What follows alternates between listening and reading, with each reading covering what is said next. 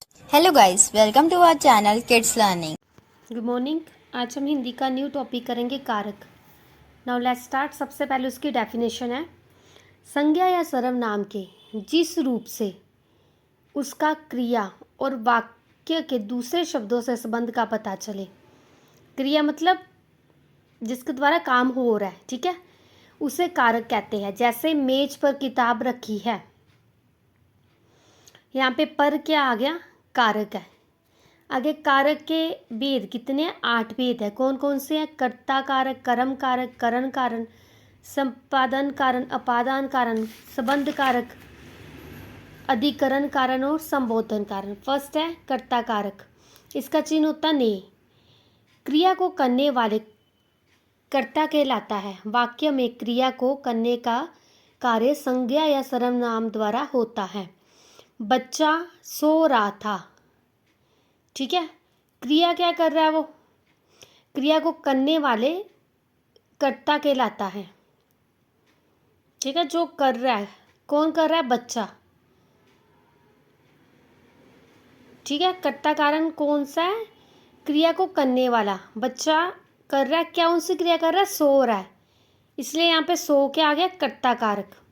गीता ने कहानी सुनाई, इसका चिन्ह क्या है? ने, इसलिए यहाँ पे क्या आ गया? कर्ता ने, ठीक है। नेक्स्ट है कर्म कारक, इसका चिन्ह आ गया को। वाक्य की क्रिया का फल जिस संज्ञा या सर्वनाम पर पड़ता है उसे कर्म कारक कहते हैं। निधि ने नितिन को बुलाया, निधि ने नितिन बुलाया होता तो कोई सेंटेंस नहीं बन रहा था, कोई कर्म नहीं हो रहा था। निधि ने नितिन को, इसका चिन्ह भी क्या है? को है। वो कौन सा कारक हो गया? कर्म कारक। आप इसका चिन्ह भी याद रखेंगे तो आपको इजी हो जाएगा कि को किसका चिन्ह है? को है कर्म कारक का। ने किसका चिन्ह है? कर्ता कारक का, ठीक है। आगे करण कारक से, क्रिया के करने से साधन को करण कारक कहते हैं। इसका चिन्ह कौन कौन सा? से ते द्वारा। पिताजी पेन से लिखते हैं, हम वायुयान द्वारा आगरा गए, ठीक है। इसके चिन्ह भी आगे ना। नेक्स्ट है संप्रदान कारक, को के लिए। संप्रदान का अर्थ है देना। वाक्य में कर्ता जिसके लिए क्रिया करता है अथवा जिसको कुछ देता है उसे संप्रदान कारक कहते हैं। इसका चिन्ह है के लिए ते को। यहाँ पे भी हमने लिखा ना, जैसे मैं चाचा जी के लिए कमीज लाया हूँ, के लिए क्या आ गया? संप्रदान कारक। आपको चिन्ह याद रखोगे ना तो बहुत इजी आपके लिए ये हो जाएगा, ठीक है। गरीबों को खाना दीजिए। नेक्स्ट है अपादान कारक, संज्ञा या सर्वनाम के जिस रूप से अलग होने और तुलना करने का पता चलता उसे अपादान कारक कहते हैं। इसका चिन्ह है से। वह साइकिल से गिर पड़ा, मुझे कुत्ते से डर लगता है। आगे संबंध कारक, का के की रा रे री, ठीक है। संज्ञा और सर्वनाम के जिस रूप से उसका संबंध वाक्य के दूसरे संज्ञा शब्दों से प्रकट हो उस रूप को संबंध कारक कहते हैं। इसके चिन्ह है का के की रा रे री। जैसे ईशा की बहन का आज जन्मदिन है, ये नेहा का घर है। अधिकरण कारक, इसके चिन्ह में और पर। अधिकरण का अर्थ है आधार। शब्द के जिस रूप से क्रिया के आधार, समय और स्थान आदि का पता चले उसे अधिकरण कारक कहते हैं। इसके चिन्ह में पर। किताब मेज पर रखी है, सब्जी थैले में है। एंड लास्ट है संबोधन कारक, हे और अरे। जिन संज्ञा शब्दों का प्रयोग संबोधन के रूप में या बुलाने या पुकारने के लिए किया जाता है उन्हें संबोधन कारक कहते हैं। चिन्ह इसके हे और अरे। हे प्रभु दया करो, अरे माधव ये क्या हो गया, ठीक है। आप अगर चिन्ह ध्यान रखेंगे किसका कौन सा चिन्ह है, फिर आपके लिए बहुत ही ईजी हो जाएगा। नेक्स्ट इसकी थोड़ी सी बैक एक्सरसाइज है, ये बुक पे भी है, हमने कॉपी पे भी सॉल्व करनी है, ठीक है। फर्स्ट है यहाँ पे उचित चिन्ह भरिए। डैश ये क्या हो गया, ये साइन से ही पता चला जाएगा ये कौन सा कारक आ गया, ये वाला संबोधन कारक। हे अरे ओ अरे, अरे ये क्या हो गया।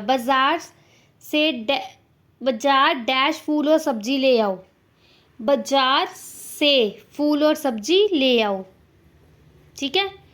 नेक्स्ट है दशरथ डैश पुत्र राम के डैश रावण को मारा। दशरथ के पुत्र राम ने रावण को मारा। दशरथ के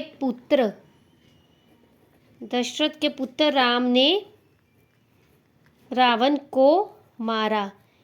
ठीक है, के का कहाँ पे आया? संबंध कारक में।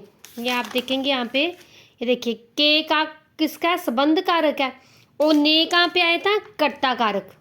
ठीक है, नेक्स्ट है माँ डैश पलंग डैश चादर बिछाई। माँ ने पलंग पर, माँ ने पलंग पर चादर बिछाई। एंड लास्ट है बबीता डैश कलम डैश पत्र लिखा। बबीता ने कलम से।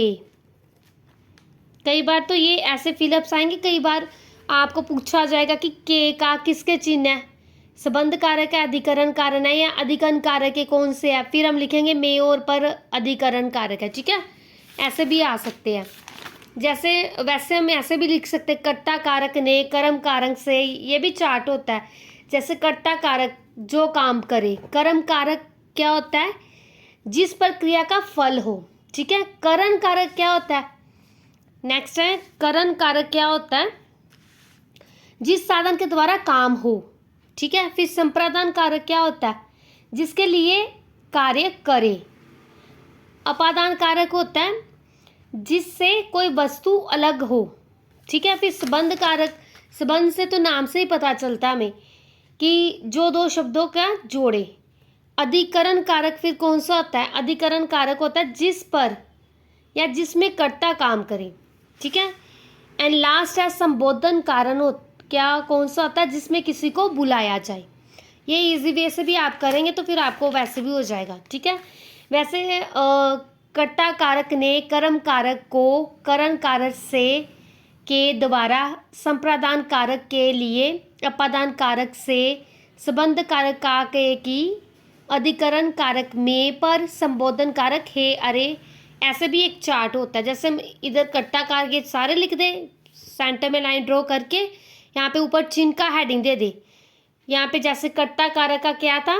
कर्ता कारक का था ने, फिर कर्म कारक का को आ जाएगा, करण कारक से फिर आ जाएगा से के द्वारा, संप्रदान कारक का के लिए और कोमा डाल के फिर को, अपादान कारक का से, फिर संबंध कारक का के की।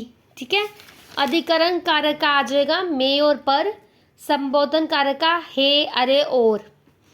यानी कि सेंटर में लाइन ड्रॉ कर लेंगे ना, फिर आपको और इजी हो जाएगा। ठीक है।